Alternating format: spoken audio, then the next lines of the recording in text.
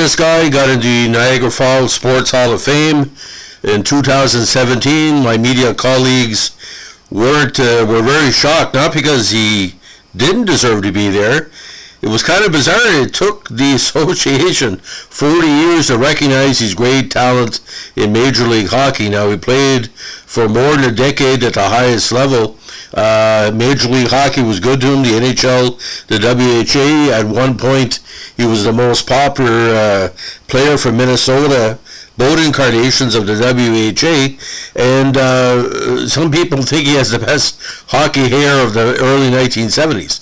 So today we're going to be talking about, again, the pride of Niagara Falls, who is the other Arbour, John Arbour. Now, John Gilbert Arbour played in both the NHL and WHA. He was a very stocky, big, rugged defenseman, 5'11", 194, but used that weight to his advantage. He also developed a good defensive game, but became an offensive threat when he shifted his focus to offense on the defense in his WHA career in the two incarnations of the Minnesota Fighting Saints. Now, Arbour came up in the Bruins organization with the Niagara Falls Flyers, which of course was their great affiliate. 64, he had 18 points in 56 games. 66, he had 44 points in 47 games and got a 2-game call-up to the Bruins. Now, that year he also played with Oklahoma City of the CHL. Now, Boston had a very, very heavy blue line at the time. He played 67 and 68 in Oklahoma City, had his first NHL point in Boston in 68, but unfortunately he couldn't fit in with all, again, the veteran and rookie defenseman in the lineup. He eventually found his way with the Pittsburgh organization. Played in Baltimore in 69, and he had 17 games in Pittsburgh that season. Now, in 70, he found himself in the WHL, and when the Vancouver Canucks became an NHL franchise, he played 13 games with them. 71, he also played with St. Louis with 7 points in 53 games, scoring his first playoff goal and getting 5 games in the NHL playoffs. Now, 1972 was an interesting year. Played 17 games with St. Louis and then started skating with the Denver Spurs, 4 goals and 16 points in 20 games. And then this is where the offensive side of his career came in. Between 1973 and 1975, he had 33, 49, and 55 points. The career year came again in 75 with 12 goals and 43 assists. Now, 76, he split time between Minnesota, Denver, and Ottawa, 42 games, 19 points. In 77, he split time between Calgary and Minnesota, 70 games with 38 points, 4 goals. Now, the 17 games with the Penguins in 69 were kind of an indication maybe need another year of seasoning in the minors. But this WHL at the time was one of the strongest minor leagues ever. So it was a good learning campaign for him. Now, he was one of 6 players to remain a Canuck when the NHL franchise was granted. Now, the deal to St. Louis, again, was a trade, and that first NHL goal came in that year. Now, again, when he jumped, he was very, very popular in Minnesota, where a lot of people would say, watch out for Arbour, like a tree, literally and figuratively. Now, when he was dealt to the Denver Spurs, the team folded mid-season.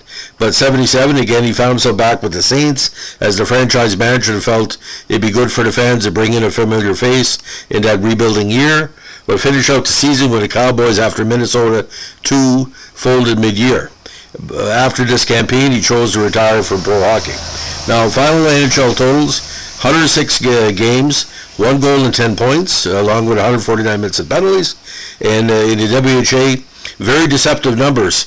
194 points, but it felt almost like a point a game because Arbour was doing the power play, scoring key points.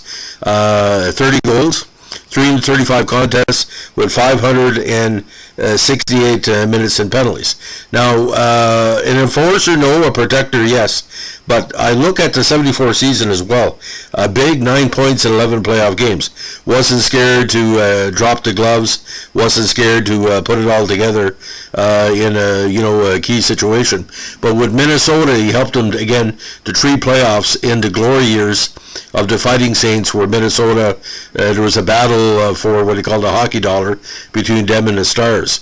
And again, he was one of the young, hometown heroes that really the fans really enjoyed watching, cheering on, and getting into the occasional scrap, as we say. So, ladies and gentlemen, Niagara Falls, great community. I think basically, I don't think they were lazy. I think new maybe management for a Hall of Fame came in. But it's not very often you see a guy wait literally 40 years and had such a great career like he did to get into any Hall of Fame. He would probably be a long shot contender for if there was a Niagara and Region Hall of Fame, or North Ontario, or Ontario, non-Toronto Halls of Fame. If Ontario had a Hockey Hall of Fame, I would say, hey, maybe that's why. But more, great numbers.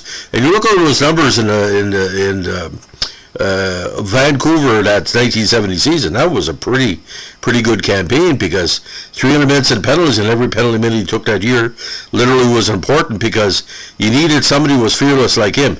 But like I said, Niagara Falls, Boston, Oklahoma City, Baltimore, Pittsburgh, 2 Canucks, St. Louis, Denver, the 2 forms of the Saints, the WHL Denver side as well. So he played for 2 Denvers, Ottawa Civics and Calgary. So again, tremendous career, hard-working guy. Everybody should have him as a number 5 defenseman, which is pretty well what he was, or a high number 4, or low number 4. So that's the story of John Arbour.